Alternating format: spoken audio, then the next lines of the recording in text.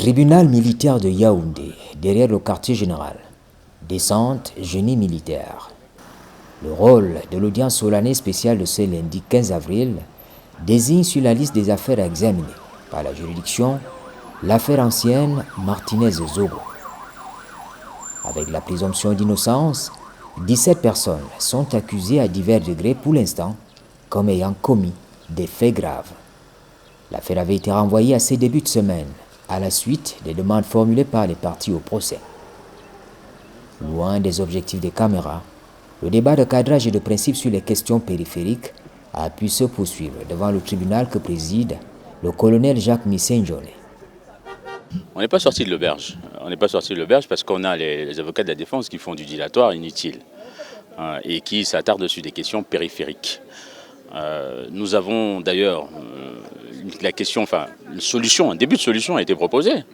C'est qu'il fallait se retrouver avec les membres du tribunal, comme ça se fait partout, fixer les modalités préparatoires de cette audience. Ça permettrait d'élaguer pas mal de questions et d'aller au fond, au final.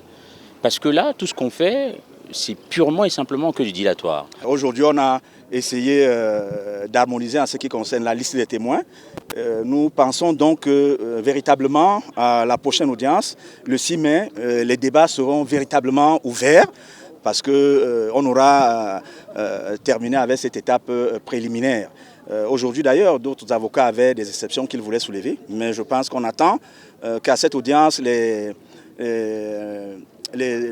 accusés soient notifiés de ce pourquoi ils sont renvoyés devant les juridictions et à ce moment-là, que ceux qui vont déclarer plaider coupable ou alors non coupable, que nous puissions donc avancer. Donc je pense que la balle est au centre et on risque de donner le coup d'envoi le 6 mai.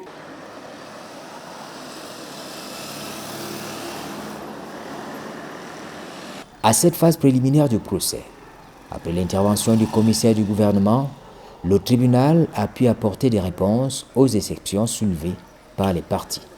Écoutez, nous avons sollicité qu'on nous communique le dossier. Malheureusement, il se trouve que l'interprétation du tribunal a penché pour simplement la consultation et non la communication. Mais nous avons posé quand même un problème pratique parce qu'il y a une trentaine d'avocats. Si chaque avocat doit venir consulter, si vous avez le volume de ce dossier, il est énorme. Il y a un problème pratique. Donc, nous avons convenu avec le tribunal d'une rencontre le 29 avril pour essayer de voir comment nous allons gérer cette consultation du dossier. Je ne suis pas satisfait du tout.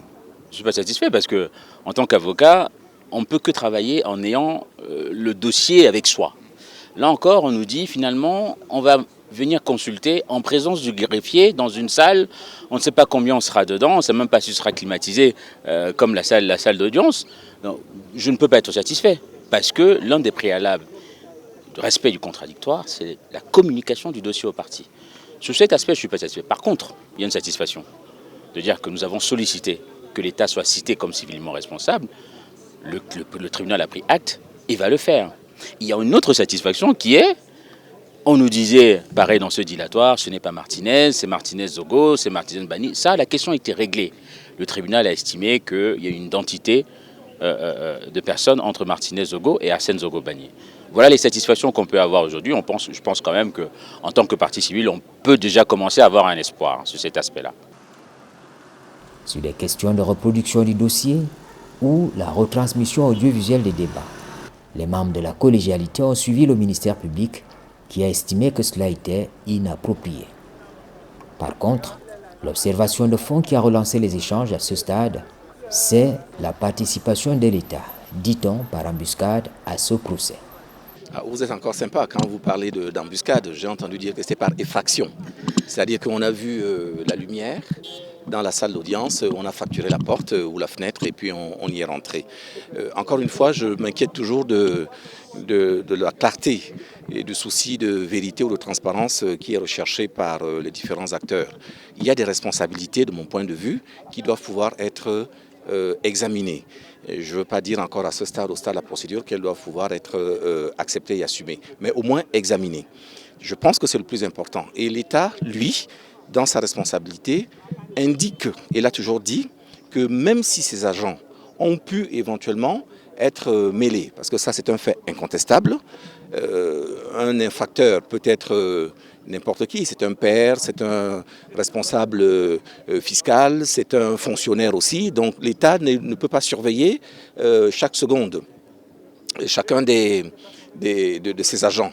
Donc des agents, des personnes qui sont accusées, en tout cas pour l'instant, avec la présomption d'innocence, comme ayant commis ces faits extrêmement graves, ont la qualité de fonctionnaires ou d'agents d'État. Donc de ce point de vue, on estime également par ailleurs, et je pense que les débats ici vont le révéler, qu'un certain nombre de moyens de l'État ont pu éventuellement être mis en œuvre. Donc de ce point de vue, l'État, non seulement dans sa dimension de personne justiciable, l'État est justiciable, mais aussi, me semble-t-il, dans le contexte de l'adhésion ou pas aux instructions qui peuvent être discutées, a le droit de dire que lui n'a en aucune façon jamais donné d'instructions pour que des choses aussi ignominieuses puissent être entreprises. Et j'ai comme le sentiment que le seul lieu où cela aurait pu être fait, ça ne pouvait être que là où le dossier se discute, c'est-à-dire devant le tribunal. C'est la raison d'être de la participation de l'État.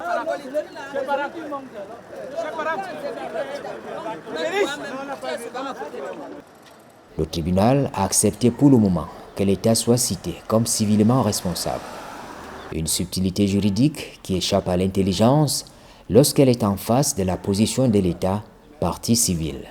Je pense que les choses sont en train d'évoluer. Nous voulions déjà savoir en quelle qualité l'État va entrer dans ce dossier, parce que depuis le début de cette affaire, l'État n'était pas parti au dossier.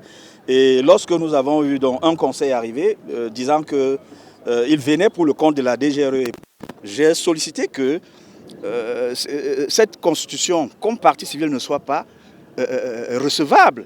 J'ai soulevé cette exception pour dire que 13 agents de la DGRE étant impliqués dans le dossier, ce sont des préposés de l'État, du démembrement. La DGRE est un démembrement de l'État et ce sont des préposés donc de l'État. Et à ce moment-là, l'État peut être cité comme civilement responsable. Et heureusement pour nous déjà, pour certains de ces accusés qui sont de la DGRE, le tribunal a accédé à nos demandes, contrairement à l'avis du commissaire du gouvernement. Donc on a demandé que l'État soit cité comme civilement responsable. J'entends encore parfaitement tous ceux qui pensent que l'État peut ou doit y être plutôt comme civilement responsable. La nuance, si vous voulez qu'on se parle entre nous, c'est que comme partie civile, l'État estime, il est un peu à l'offensive. Il estime qu'il a un certain nombre de choses à faire valoir. En revanche, comme civilement responsable, c'est l'inverse. On estime que là, il doit subir les demandes, notamment de la victime ou de ses ayants droit. Là, en l'occurrence aussi, rien. Il faudrait que les choses soient dites de façon précise. Je ne souhaiterais pas que, au sortir d'une telle audience, avec l'ensemble des efforts qu'on a pu faire et les attentes que tout le monde peut avoir, que les gens puissent penser qu'il peut y avoir eu un arrangement ici qui interdit que l'État ne puisse apparaître dans l'ensemble des facettes qui peuvent être les siennes pour peut-être plus tard ne pas avoir à répondre des conséquences, des condamnations qui seront les siennes. C'est pour ça que je voudrais qu'il soit également noté de façon précise que l'État, qui n'a rien à cacher, qui au contraire a envie de participer à la manifestation de la vérité, indique de façon ferme qu'il ne voit absolument aucune objection. Et nous l'avons demandé. Je ne vous le dis pas seulement ici entre nous en retrait, je l'ai dit également à la barre, là où c'est plus officiel, où c'est plus solennel et c'est plus formel, que l'État est également disposé à apparaître comme civilement responsable. Et ce sont les débats qui vont devoir départager si il venait à se trouver que les arguments que nous développons sous une casquette, c'est-à-dire comme partie civile, ne tiennent pas et que le tribunal, dans sa souveraineté et sa majesté, pense que nous sommes plutôt civilement responsables, l'État devra en tirer aussi les conséquences. C'est la raison d'être de la présence de l'État ici, il n'y en a pas d'autre.